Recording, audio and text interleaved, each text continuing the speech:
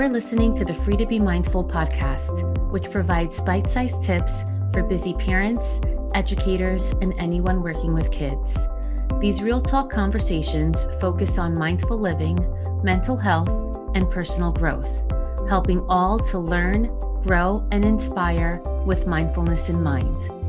I'm your host, Vanessa de Jesus Guzman, educator, licensed professional counselor, entrepreneur, and mom. I'm passionate about helping folks live life with peace of mind and ease of heart while not losing their, well, you know, here we go.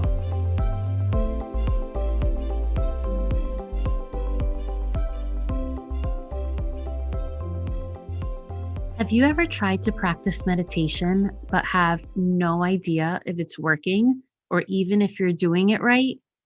Wouldn't it be awesome if there was something to let you know when you're in the zone, to let you know to do more of that?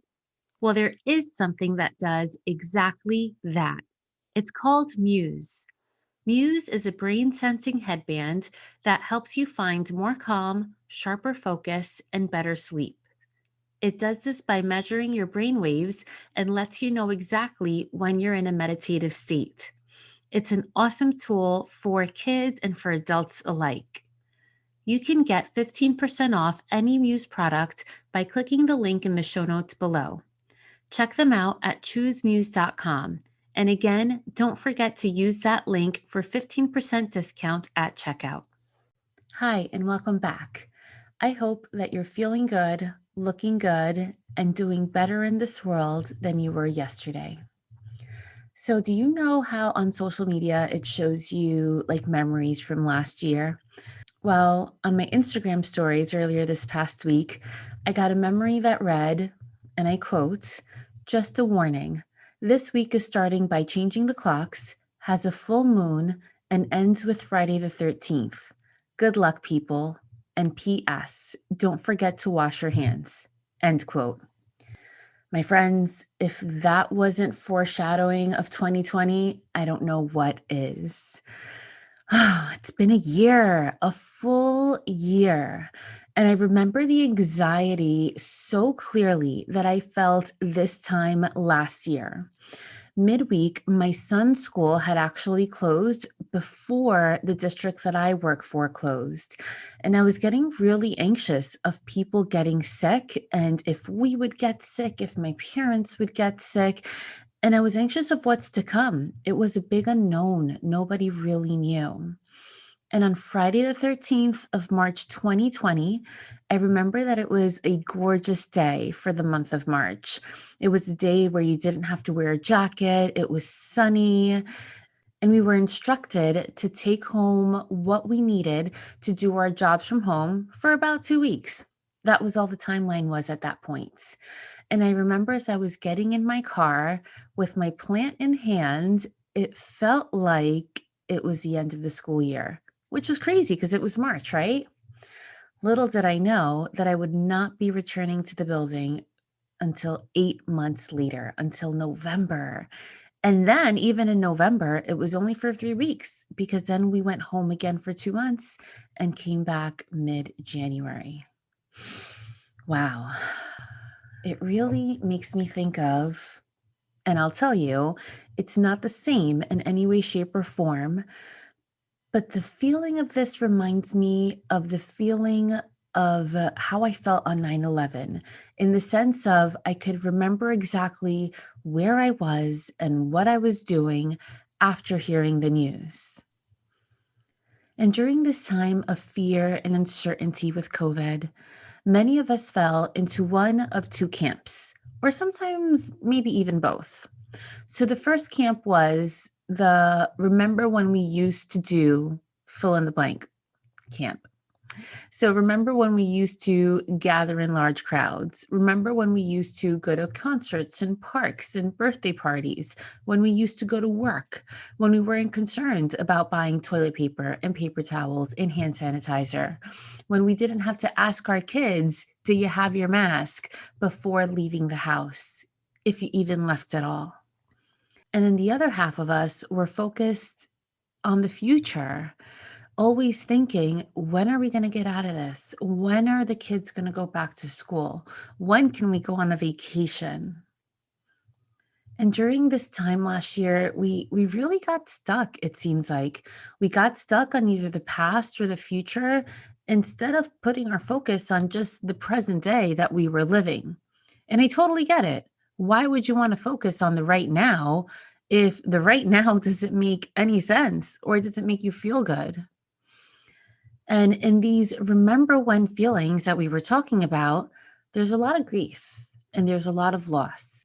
There's loss of jobs, loss of routines and hobbies, plans, whether they be graduations or showers or weddings, grief and loss about finances.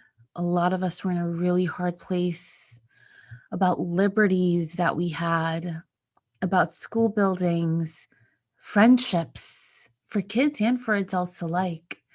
And most importantly, above all, there was a lot of grief and loss of people. We lost a lot of people in our lives last year. And sometimes we not only get stuck on the past around the feeling of grief and loss, but we also get stuck on the future because of fear of grief, of losing those we love, fear of getting sick, even now, fear of the vaccine, fear of the unknown and what's to come. But think, we have plenty of times where we think back to something and after reflecting on it, we say, I guess it wasn't as bad as I thought it really was. And this is not to make light of COVID in any way, shape, or form, because it was definitely a life-changing event where we lost so many loved ones in our lives, in our nation, in the planet. But I do want to bring attention to the present moment that we're living in right now, as it's only in the present moment for right now. Then a minute after, it becomes the past. And imagine if we continue to live in these two places, in the past or in the future. If we live in the yesterday, we miss out on the joys of tomorrow, but most importantly, the time of today.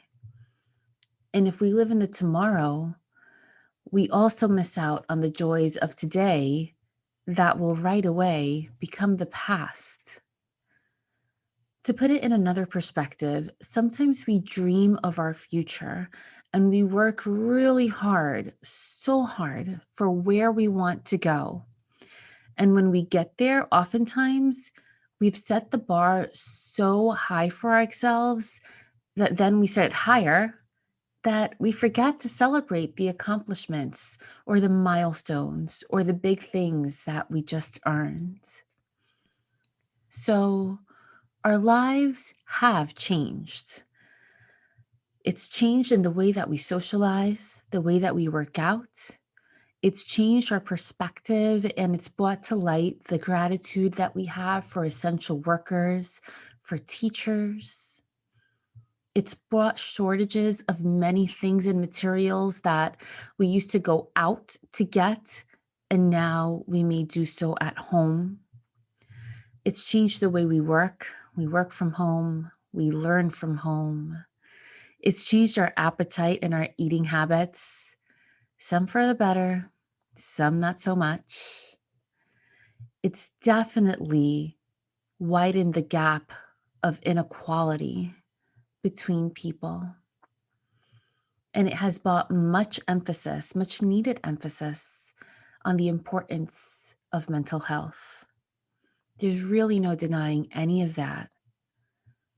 But if you live in an anxious state and are always thinking about what is to happen and how did we get here and why is this happening and when are we going to get rid of it, your brain gets a lot of practice in that area and it reacts more and more that way.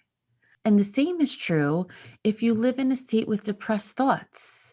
Your brain's first response will always turn to sadness instead of hope.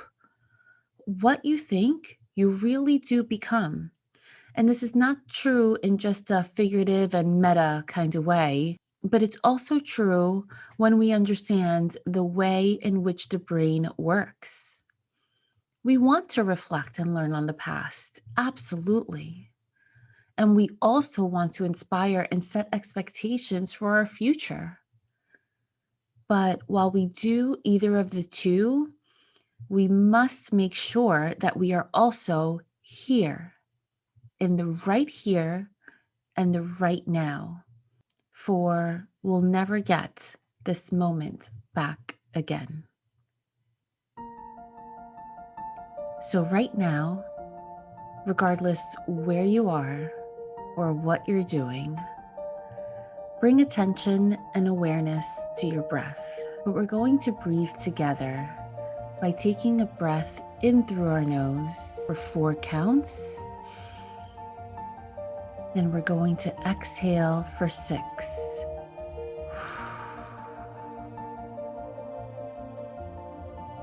And as you continue to breathe, you want to stay with the awareness that your exhalation will be longer than your inhale. And this not only calms your heart, but it also calms your mind. We can ground ourselves in the beauty of nature. We can seek refuge in the beautiful things around us, regardless of where in the nation or where in the planet we live. Take a moment to think of or actually look at trees. Bring awareness to the buds that are now beginning to come out as we enter the spring. As the buds get ready to make their special debut of the season.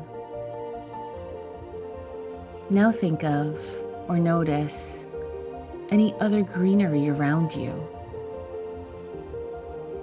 Think of or look at the plants within your own home or wherever you are. Think of the grass blades growing in the park. Notice their shape, their length, the beauty in the creation, and how fortunate we are to even be able to view the different shades of green. Take in the bodies of water around you, the streams, the brooks, swamps, lakes, rivers, or ocean. Notice the color of the water. Notice if the water moves or recedes at all. Notice what is growing out of the water, the fluidity of the water, its movements, its grace, or perhaps its roughness. Notice when the sun rises and sets. Notice the beautiful colors of the sky. Notice how when you look at the colors, time seems to stand still, yet go so fast all at the same time. This awareness is mindfulness. And know that when you're feeling anxious or really sad, confused, or even mad, you can always connect to nature. You can always connect to the world around you. And remember that despite your feelings and thoughts about the past or about the future, you always have the right now. Have a great week.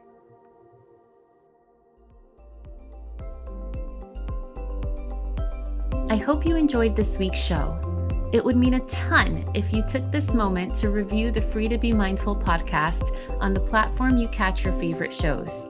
That quick and easy act lets me know what you enjoy, and it helps others find the podcast too. And of course, don't forget to subscribe so you can listen along next week. In the meantime, I welcome you to catch me on social media at Counselor V de Jesus. And as always, remember, in a world where you are free to be anything that you want to be, you are always free to be mindful. Catch you next week.